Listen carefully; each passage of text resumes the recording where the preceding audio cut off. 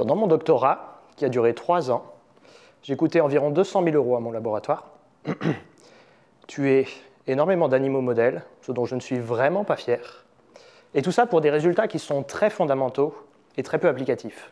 La recherche, ça coûte vraiment très cher, plusieurs millions d'euros. C'est même très long, des années, voire même des dizaines d'années. Et enfin, il y a des vrais problèmes éthiques aujourd'hui dans la recherche. La solution à tout ça, c'est InSilibio. Bonjour à tous, je suis le docteur Maxime Jouot, le président d'InSilibio. InSilibio, c'est une société qu'on a fondée en 2019 et qui fait de la modélisation moléculaire afin de prédire le comportement de n'importe quelle molécule ou même formulation. On est capable de prédire ça dans n'importe quel environnement, comme la peau par exemple. Après 1 an de fonctionnement, on a déjà signé des contrats avec les plus grandes sociétés pharmaceutiques, cosmétiques ou agroalimentaires françaises. On a aussi des contrats internationaux et en moins d'1 an, on a déjà aggloméré plus de 60 000 € de chiffre d'affaires. Qu'est-ce qu'on va faire maintenant? On va continuer à développer notre société, continuer à travailler sur notre programme R&D qui s'appelle InSiliskin, qui consiste à développer un modèle de peau beaucoup plus complexe qu'avant pour prédire le comportement des molécules sur la peau. Aujourd'hui, et après on va changer de métier. On va, après avoir développé tous ces modèles, développer des nouvelles formules ou des nouvelles molécules que l'on vendra à nos clients. Je fais ça avec qui? Je fais ça avec mes associés, le professeur Trouillas et le professeur Otiepka, et puis les 3 recrutements que j'ai fait l'année dernière. Mon acolyte, le docteur Benjamin Chantemar, qui est un docteur brillant de l'Université de Limoges, un community manager qui fait du graphisme, et un jeune thésard en thèse CIFRE qui va travailler sur le programme R&D. Et aujourd'hui, qu'est-ce que j'attends pour InSilibio? C'est de pouvoir conquérir le marché européen. Et pour ça, on va devoir signer avec des grosses sociétés européennes qui, à terme, vont nous permettre de rentrer des nouveaux contrats et donc de travailler sur des appels à projets européens.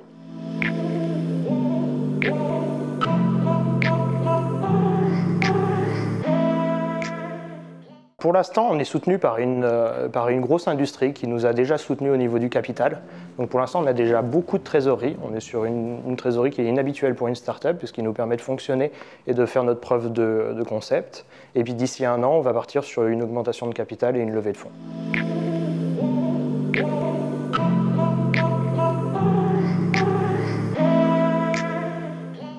On les a déjà, ces 2-3-10 clients. Et en fait, ça, c'est beaucoup plus une approche salon. On s'adresse à des chercheurs.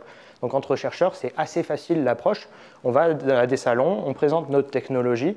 Et puis, généralement, ils sont assez séduits parce qu'on a des vraies preuves de concept, on a de la vraie fiabilité. Et après, on fait une prestation de démonstration. Les 60 000 € dont je vous ai parlé, c'est très intéressant parce que c'est la prestation de démonstration où on a coupé notre tarif par 4. Donc, dès l'année prochaine, on devrait voir notre chiffre d'affaires déjà multiplié par 4 avec les clients qui vont souhaiter renouveler.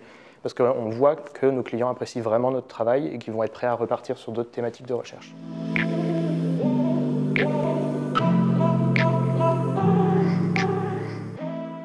On a très peu de concurrence. On a des gens qui utilisent des technologies similaires, mais qui sont un peu plus anciennes. Là, pour l'instant, nous, on est vraiment sur un système de boîte noire où on va conserver nos méthodologies pour ne pas dire comment on fait. Et donc, ce qui nous permet d'être très concurrentiel et d'être très en avance.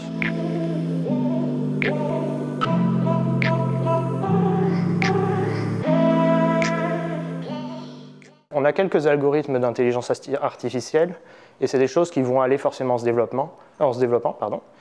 Pour l'instant, on n'utilise pas spécialement l'intelligence artificielle, on va utiliser le calcul haute performance.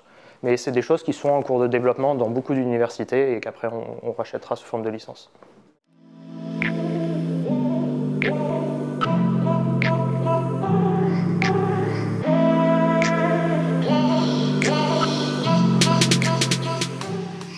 Si, bien sûr, c'est pour ça qu'on a toute notre puissance de calcul qui est chez nous, en réseau interne fermé.